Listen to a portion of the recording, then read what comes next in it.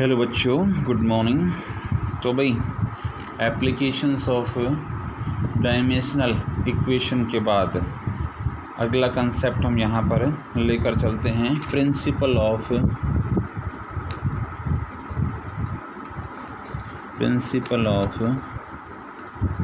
Homogeneity.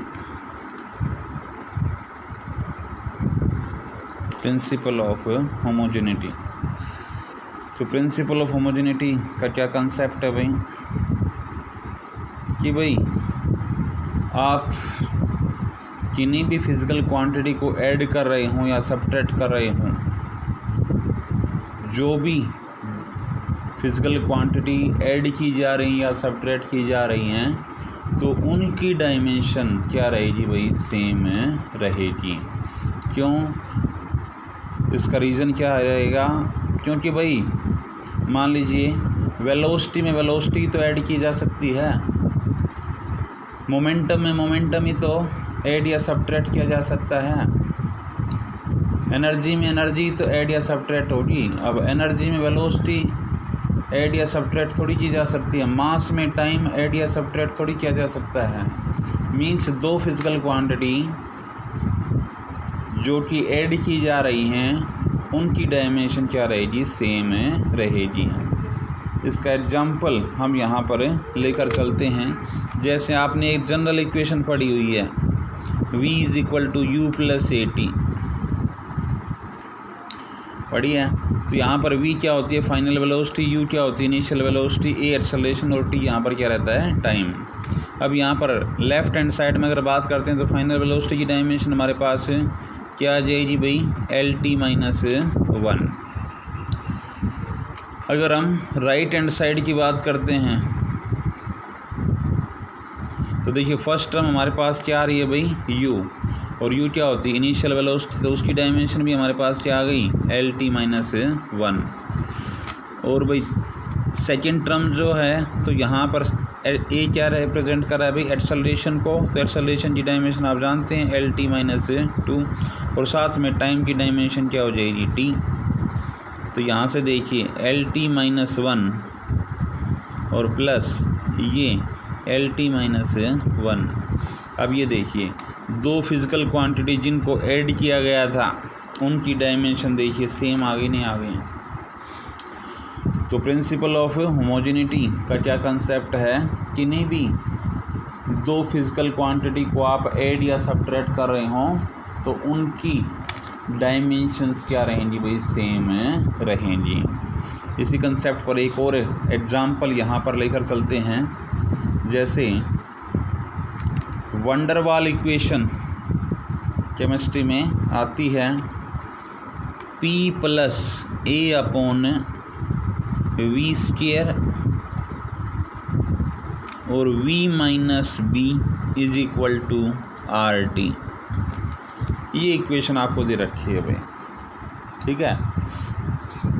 तो इसमें कहता है, अगर आपसे पूछा जाए कि भाई A की डायमेंशन क्या होगी और B की डायमेंशन क्या होगी, तो अभी कंसेप्ट समझाया आपको प्रिंसिपल ऑफ होमोजेनिटी। उसके बेस पर क्या बताया था? जिन दो फिज़िकल क्वांटिटी को ऐड या सब्ट्रैक्ट किया गया है, उनमें से अगर एक की डायमेंशन आपको पता है, तो दूसरे पूरी की पूरी फिज़िकल क्वांटिटी की जो डायमेंशन होगी वो क्या रहेगी? हमारी इक्वल रहेगी। किसकी? डायमेंशन के जिसके साथ उसको ऐड या सब्ट्रैक्ट किया गया है। तो यहाँ पर देखिए भाई P जो है वो किस चीज़ को रिप्रेजेंट कर रहा है भाई? प्रेशर को। V जो है वो यहाँ पर किस चीज़ को रिप्रेजेंट कर रहा है भाई? वॉल्यूम को, ठीक है। तो इस तरह से अब आपसे क्या पूछा गया है? A और B की डायमेंशन पूछी है। अब ऊपर वाले कंसेप्ट को देखते हैं, तो बताइए जो A/v² है उसकी डायमेंशन प्रेशर की डायमेंशन के साथ में मैच होनी चाहिए, नहीं होनी चाहिए? A/v² की जो डायमेंशन है, dimension of A/v², it will be equal two dimensional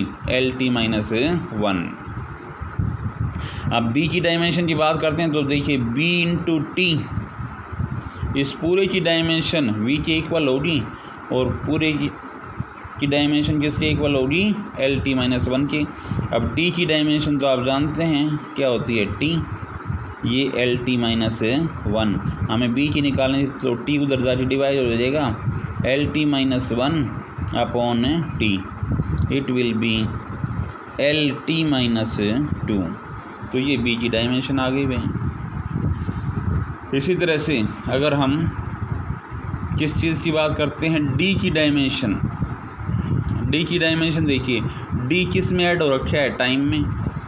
अब वही प्रिंसिपल ऑफ होमोजेनिटी अप्लाई करते हैं तो सेम फिज़िकल क्वांटिटी की डायमेंशन वहाँ पर अगर दो क्वांटिटी को ऐड किया हुआ है तो उनकी डायमेंशन क्या रहेंगी, सेम। अब t क्या है, टाइम, तो टाइम की डायमेंशन आप जानते हैं t, तो उसके बेस पर d की डायमेंशन क्या हो जाएंगी भाई, t तो हो जाएंगी।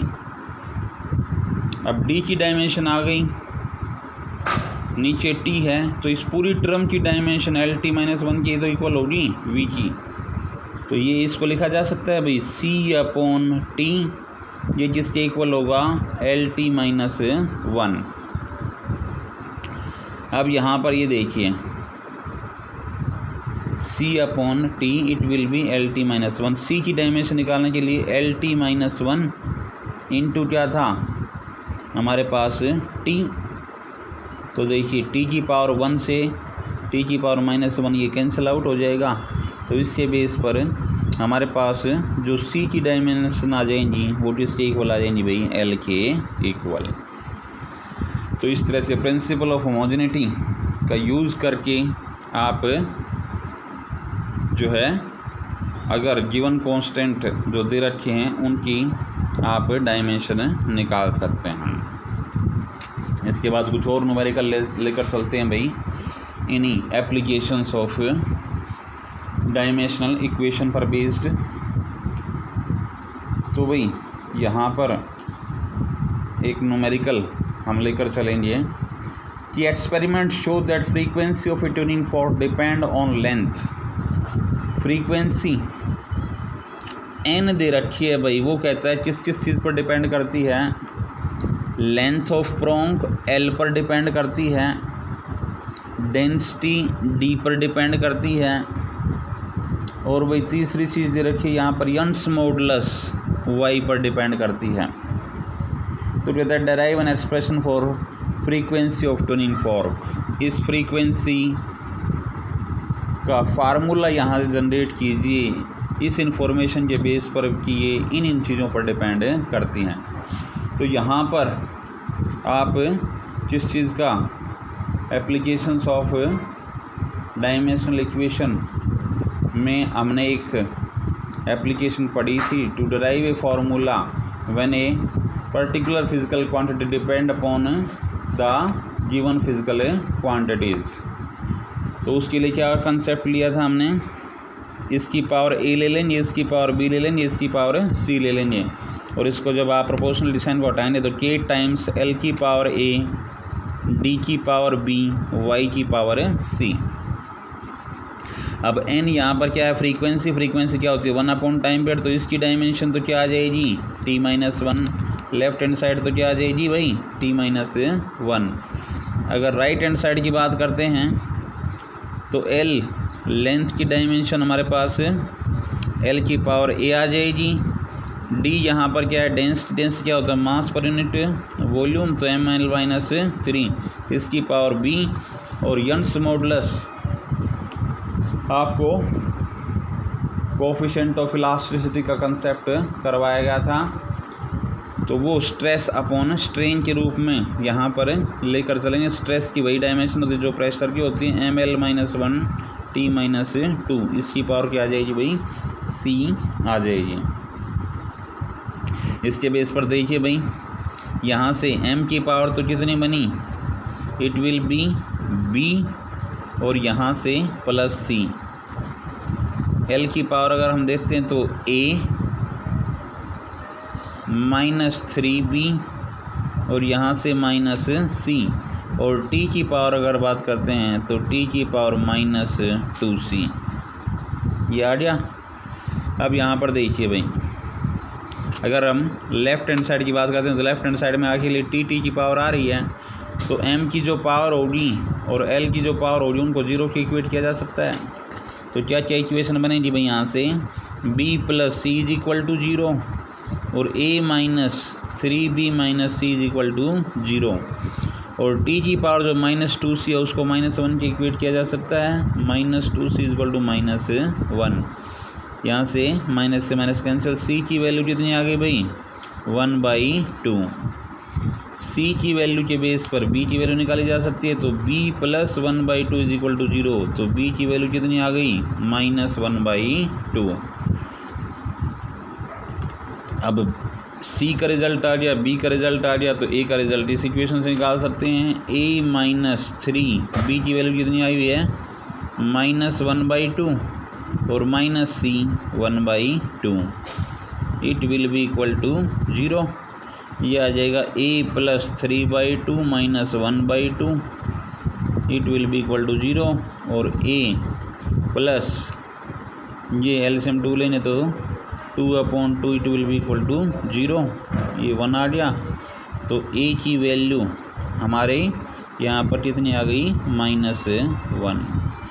a b और c तीनों की वैल्यू इसमें पुट कर दो, तो n का रिक्वायर्ड रिज़ल्ट हमारे पास आ जाएगा k टाइम्स l की power a -1 means upon l लिखा जा सकता है, और भाई d की पावर b कितना था -1/2, और y की पावर c कितना था 1/2। तो y को ऊपर ले लो और d को नीचे ले लो, और इसके ऊपर क्या लगा दो square root, which is your required result.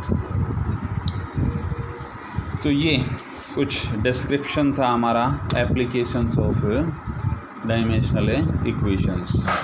तो इस कंसेप्ट के साथ ही हमारा डायमेंशन एनालिसिस का कंसेप्ट जो है वो यहाँ पर कंप्लीट होता है।